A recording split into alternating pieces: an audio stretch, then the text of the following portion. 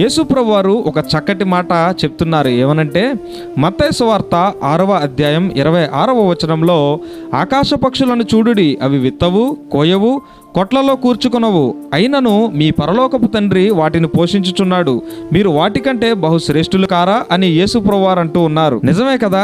ఆకాశ పక్షులను మనం గమనిస్తే మనకలాగవి ఆహారాన్ని గాని మరి దేనిని గాని అవి సమకూర్చుకోవు. రేపటిని గూర్చిన చింత వాటికి ఉండనే ఉండదు. కానీ మనిషి జీవితం మాత్రం వాటికి భిన్నంగా ఉంటుంది.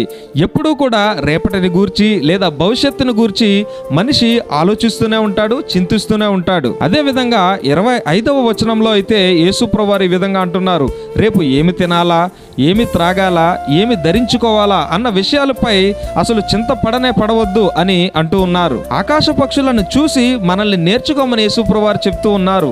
రేపటిని గూర్చి చింత లేకుండా వాటి వలె హాయిగా జీవించమని యేసుప్రభు వారు చెప్తూ ఉన్నారు. మీరు ఆ పక్షుల కంటే కూడా బహుశ్రేష్టమైన వారు అని యేసుప్రభు వారు తెలియజేస్తూ ఉన్నారు. ముందు జాగ్రత్తగా ఉండడం అన్నది మంచి విషయమే, తప్పేం కాదు. కానీ రేపటిని గూర్చి ఎక్కువగా చింతించడం అన్నది మంచి విషయం కాదని ఇక్కడ యేసుప్రభు వారు తెలియజేస్తూ ఉన్నారు. మనం చిన్నపిల్లల్ని గమనిస్తే రేపటిని గూర్చిన చింత గాని ఎటువంటి టెన్షన్ గాని వారికి ఉండదు.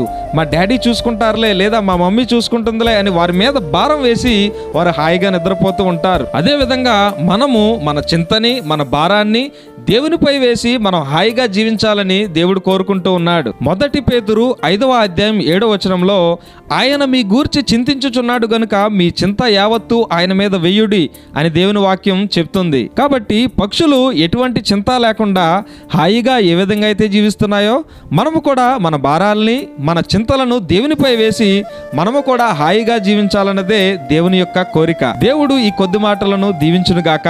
ఆమెన్.